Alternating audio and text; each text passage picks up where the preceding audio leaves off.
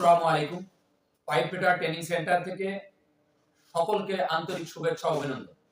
আমার প্রাণপ্রিয় pipe fitter ভাইয়েরা, আসলে আমার পূর্বের যে ইউটিউব চ্যানেলটি ছিল সেটি হ্যাক হওয়ার কারণে আমি নতুন করে খুব সুন্দর করে এবং বিস্তারিতভাবে আবার ভিডিও দিচ্ছি।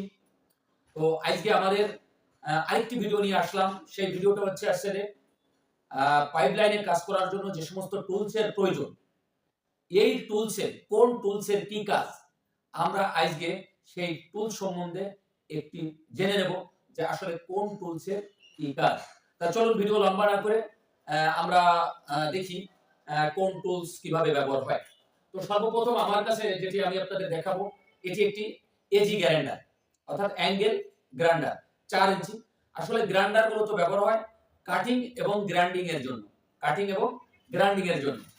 এরপরে আরেকটি গুরুত্বপূর্ণ জিনিস আছে, সেটা হচ্ছে কি পেন্সিল গ্রাইন্ডার, যেটা হচ্ছে আপনার পাইপের যে স্থানে অ্যাঙ্গেল গ্রাইন্ডার যাবে না ওই স্থানে, অর্থাৎ পাইপের ভিতরে পরিষ্কার করার জন্য, পাইপের ভিতরে যে ঝং আছে এগুলো ওঠানোর জন্য এই পেন্সিল গ্রাইন্ডার ব্যবহার করা হয়। এরপর আছে পাইপ ফিটার এবং ফেব্রিকেটরদের জন্য একটা গুরুত্বপূর্ণ জিনিস, সেটা আছে কি মেজারমেন্ট টেপ। আসলে মেজারমেন্ট টেপের কাজ হচ্ছে মেজারমেন্ট করা, অর্থাৎ পাইপের সমস্ত লেন্থ চেক করার জন্য, পাইপের শর্ট পিস কাটার জন্য, পাইপ আপনার ফেব্রিকেশন করার জন্য আমাদের এই মেজারমেন্ট টেপ জরুরি হয়।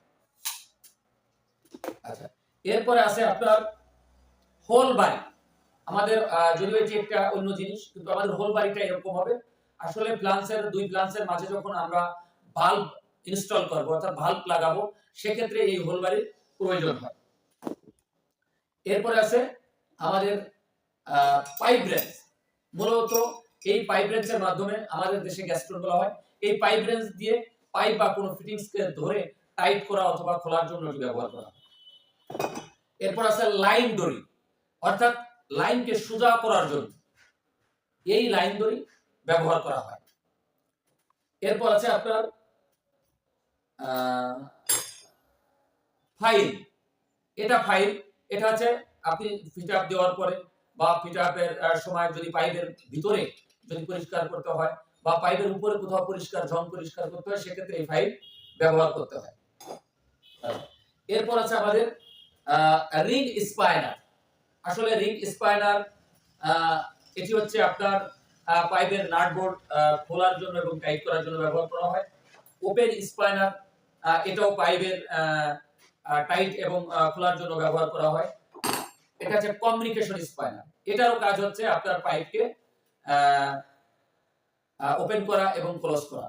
এটা কম্বিনেশন স্পাইনার কেন নাম হচ্ছে, দেখেন এক পাশে রিং আছে আর এক পাশে খোলা আছে, এইজন্য এটা ওপেন স্পাইনার। এরপর আমাদের কাছে একটা চক আছে। এই চকটা মূলত, এই চক আমরা যেটা অনেক সময় বোর্ডে যে লিখি, বাচ্চারা লেখে, এই চকটা মূলত পাইপের বিভিন্ন স্থানে মার্কিং করার জন্য এটি ব্যবহার করা হয়। এটা হচ্ছে আমাদের একটা হামার। আপনারা হামার সবাই চেনেন। এর কাজ হচ্ছে এর মাধ্যমে হিট করে বিভিন্ন জিনিস কে আপনার ইচ্ছা মাফিক, অর্থাৎ প্রয়োজন মাফিক ব্যবহার করার জন্য হামার ব্যবহার করা হয়। এরপর আছে আমাদের আরেকটি আছে প্লাম। আমাদের বাংলাদেশে ওলন বলা হয় সাধারণত রাজমিস্ত্রিরা। দেখেন আপনি যখন দুইটা ফ্লান্স লাগাবেন উপরে নিচে করে, সেক্ষেত্রে বা অন্যান্য রিডিউসারের সাথে যদি ফ্লান্স উপরে নিচে করে লাগান, সেক্ষেত্রে প্লামের অনেক জরুরি হয়।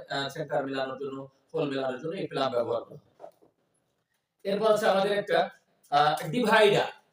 ডিভাইডার হচ্ছে আপনি কোথাও যদি পাইপের মাঝখানের দিকে ওয়েডুলেট, চকলেট, থ্রেডুলেট বা কোনো ব্রাঞ্চ তৈরি করার জন্য মার্কিং করেন, সেখানে তার যতটুকু হোল আপনার প্রয়োজন সেটা আপনার সুন্দরভাবে রাউন্ড করার জন্য আপনার এই ডিভাইডার ব্যবহার হয়। এবার আছে সেন্টার পাঞ্চ। এই সেন্টার পাঞ্চের কাজ হচ্ছে আপনি যখন পাইপের মাঝে কোথাও ওয়েডুলেট, চকলেট, থ্রেডুলেট লাগাবেন, ওইখানে নির্দিষ্ট একটা মার্কিং করার জন্য এই সেন্টার পাঞ্চ, এই হামার দিয়ে ওই পাইপের উপর দিতে হয়, যাতে পাইপের উপরে একটা দাগ চলে আসে, ওই দাগটা আর সহজে যায় না। এই জন্য আমাদের এই সেন্টার পাঞ্চ ব্যবহার করা হয়। এরপর আমাদের সামনে আছে একটা গ্রাইন্ডিং ডিস্ক, অর্থাৎ পাইপকে গ্রাইন্ডিং করার জন্য এই গ্রাইন্ডিং ডিস্ক ব্যবহার হয়। অর্থাৎ পাইপ কাটার পরে যে বেভেল করতে হয়, পাইপের উঁচু নিচে কোথাও থাকলে বা যে কোনো জিনিস সমান করার জন্য এই গ্রাইন্ডিং ডিস্ক ব্যবহার করা হয়। এবার আমাদের কাছে আছে কাটিং ডিস্ক। এটা হচ্ছে মূলত পাইপ কাটার জন্য ব্যবহার করা হয়। পাইপকে সুন্দরভাবে লেভেল মাফিক কাটার জন্য এটি ব্যবহার করা হয়। এবার একটা আচ্ছা বফিং ডিস্ক, এটা বফিং ডিস্ক আছে, এটার সাথে মূলত আমাদের সিরিজ কাগজের মতন এটা হচ্ছে আপনি ফিট আপ দেওয়ার পরে অথবা ওয়েল্ডিং হওয়ার পরে সেখানে সুন্দরভাবে ফিনিশিং দেওয়ার জন্য এটি ব্যবহার করা হয়। এরপর আছে আমাদের গুরুত্বপূর্ণ আরেকটি জিনিস, সেটা হচ্ছে রাইট অ্যাঙ্গেল। দেখেন এটি হচ্ছে রাইট অ্যাঙ্গেল, এটা দিয়ে 90 ডিগ্রি চেক করতে হয়। পাশাপাশি 90 ডিগ্রি ছাড়াও যে কোনো ডিগ্রি চেক করার জন্য আপনাকে এই রাইট অ্যাঙ্গেল ব্যবহার করতে হয়। আপনার 90 ডিগ্রি যখন চেক করবেন একটি রাইট অ্যাঙ্গেল হলেই যথেষ্ট। আর যদি 90 ডিগ্রির পরে অন্য যে কোনো ডিগ্রি চেক করেন সেক্ষেত্রে দুইটা রাইট অ্যাঙ্গেল দিয়ে আমাদের এটা চেক করতে হয়। এটা খুব গুরুত্বপূর্ণ একটি বিষয়। আপনাকে প্রশ্ন করতে পারে যে রাইট অ্যাঙ্গেলের কাজ কি? আপনি উত্তর দেবেন যে 90 ডিগ্রি চেক করা সহ যে কোনো ডিগ্রি চেক করার জন্য। তো আমাদের আরেকটি আছে মার্কার। আসলে মার্কারের কাজটা হচ্ছে আপনারা জানেন যে কোনো জায়গায় মার্কিং করার জন্য আপনার মার্কার ব্যবহার করতে হয়। আমাদের আছে এবার আছে আমাদের এটা আছে গ্রাইন্ডার কি, আমাদের এই গ্রাইন্ডার গুলো খোলার জন্য এই চাবি আমাদের ব্যবহার করতে হয়। আমাদের আছে লেভেল। আমাদের সাধারণত লেভেল হচ্ছে দুই প্রকার, একটা হচ্ছে স্পিরিট লেভেল আর একটা হচ্ছে ওয়াটার লেভেল। তো আমাদের রাজমিস্ত্রিরা সাধারণত দেখবেন এই ওয়াটার লেভেল গুলো এর ভিতর পানি দিয়ে এটা ব্যবহার করে। আর এই স্পিরিট লেভেল এটি খুব গুরুত্বপূর্ণ, সৌদি আরবে যারা পাইপলাইনের কাজ করবেন তাদের জন্য এই স্পিরিট লেভেলটা অনেকটা গুরুত্বপূর্ণ। আসলে লেভেল চেক করার জন্য আমাদের এই স্পিরিট লেভেলটা ব্যবহার করা হয়। এরপর গুরুত্বপূর্ণ আরেকটি বিষয় আছে, সেটা আছে গ্যাপ রড। আসলে আপনাকে একটা প্রশ্ন হতে পারে আসলে রুট গ্যাপ কত? আপনার স্ট্যান্ডার্ড আছে 3.2 mm। এই গ্যাপ রডটা মূলত দুই জয়েন্টের মাঝখানে যে গ্যাপটা আপনার রাখার প্রয়োজন তার জন্য ব্যবহার করা হয় এই গ্যাপ রড। এরপরে আছে আপনার আরেকটি আছে কাপ ব্রাশ। এটিও গ্রাইন্ডার দিয়ে ব্যবহার করতে হয়। এটিরও আরেকটা দিক আছে, সেটা হচ্ছে আপনার যে কোনো জায়গা যেখানে অতিরিক্ত ময়লা বা জং থাকে সেখানে পরিষ্কার করার জন্য এই দেখেন গুণা দিয়ে তৈরি, অনেক শক্ত, এটা মারলে আপনার ওই জং বা যে কোনো জিনিস সাথে সাথে পরিষ্কার হয়ে যায়। আরেকটা আছে পাওয়ার ব্রাশ, এটিরও সেম কাজ, এই পাওয়ার ব্রাশটার কাজও সেম। এটি মূলত বিভিন্ন জয়েন্ট বিভিন্ন জায়গায় পরিষ্কার করার জন্য এটি ব্যবহার করা হয়। এবার আছে রোপ, আসলে রশি, আমরা যেটা বাংলায় রশি বলি। এটির কাজ হচ্ছে মূলত যখন উপরে এবং নিচে কাজ করবেন তখন আপনার যে কোনো মাল উঠানো নামানোর জন্য এটি আমরা ব্যবহার করতে পারি।